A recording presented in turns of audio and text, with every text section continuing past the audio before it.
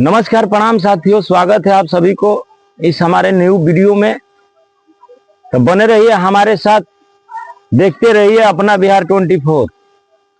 एक बात सुनने में आई है या देखने में आई है कि शंभुनाथ यादव जी को गोली बंदूक से धमकी मिली है बिशोपुर महुआर में। वहां का घटना हम बता दे रहे हैं आप सभी को कि वहां जो सरजमी है, दावा कर रहे हैं लोग कि वो ठाकुर परिवार या ब्राह्मण परिवार कहे तो दावा कर रहे हैं कि यह हमारी जमीन है, हमने तुम्हारे बाप दादा को बसाया है, इस वजह से ये जमीन हमारी है, हम जहां वोट कहेंगे वहां आपको वोट देना पड़ेगा।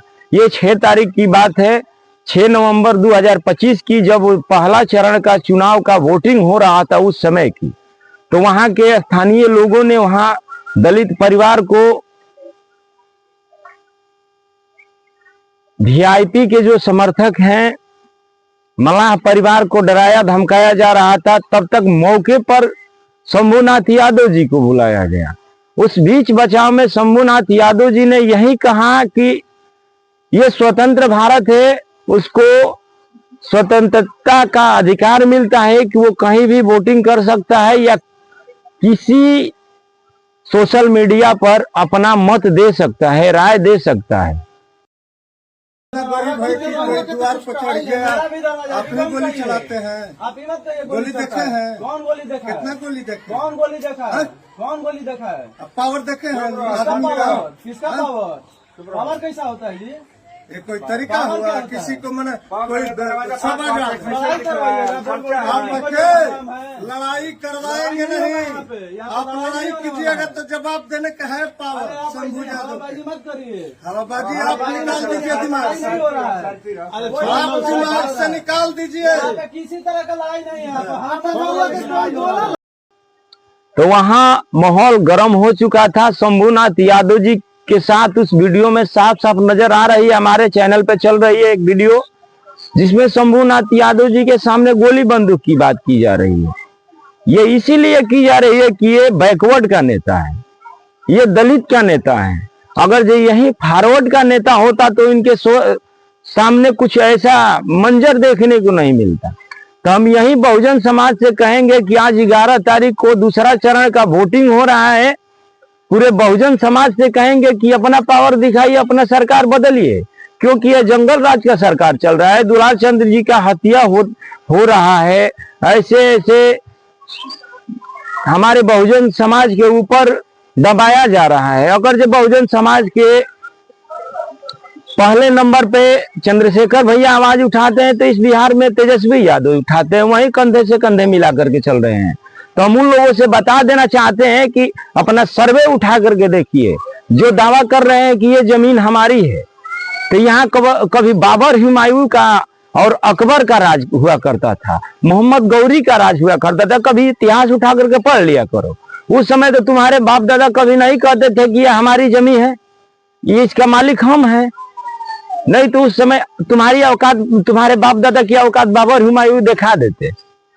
और एक बात कहना चाहेंगे, बहुजन समाज से आते थे सम्राट अशोक। उस समय भी जब कलिंग में 1.25 लाख लोगों को काटा गया था, उस समय तुम्हारे बाप दादा कहाँ थे? उस समय बोलना चाहिए था कि ये हमारी जमीन है।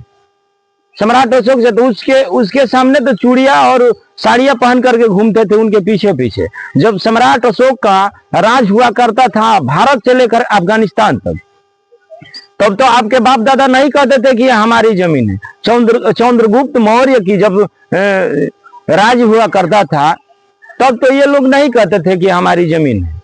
हम ये कहेंगे कि ठीक है, तुमने षड्यंत्र के जरिए इस भारत के जमीन पर अधिकार जमाया है, तो हम यही कहना चाहेंगे कि दो ना, हमारे 3 पुत तुम्हारे बाप दादा के पास गुलामी किया है, तो 2-3 पुत का लोग तुम्हारे पास जाकर के गरवारी किए, तुम्हारा काम किए, उनका मजदूरी जोड़ करके दो, उसके बाद कहना कि ये हमारी जमीन है।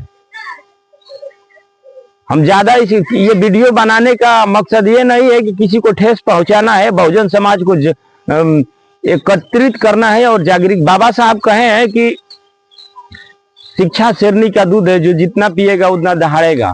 100 दिन सुअर की जिंदगी जीने से अच्छा है कि एक बार शेर की मौत मरो। अगर जो तुम मरोगे तो तुम्हारे जैसा विचार वाले हजारों पैदा होंगे। यादव समाज से आते हैं डॉक्टर लक्ष्मण, वो तो कभी डरने की बात नहीं करते हैं। शिक्षा का सहारा लीजिए, क्योंकि शिक्षा की अगर जो बात होगी, अगर जो हक अधिकार मांगोगे, तो ये जो अंध भक्त हैं, जो मनुवादी लोग हैं, वो तुम्हारे सवाल का जवाब नहीं दे पाएंगे। वर्षों से जीते हुए विधायक के साथ ये मंजूर हो सकता है, तो आम जनता सरकार इसमें सेफ नहीं है, क्योंकि 10 वर्षों से जीते हुए विधायक को धमकी मिल सकती है, गोली उनके सामने गोली बंदूक की बात हो सकती है। तो समझिए कि आम जनता को क्या होगा। तो ये वीडियो बनाने का मकसद ये नहीं है कि किसी को ठेस पहुंचाना हो। अगर जो हमारी बातों से किसी को बुरा लगे तो उसके लिए क्षमा प्रार्थी रहेंगे, क्योंकि जो हम सच्चाई दिखाते हैं, हम बिके हुए नहीं हैं, मुझे कोई खरीद नहीं सकता है, क्योंकि हमारा जमीन अभी जिंदा है। तो इस वीडियो को लंबा न करते हुए इस वीडियो को खत्म कर रहे हैं। जय हिंद, जय भारत।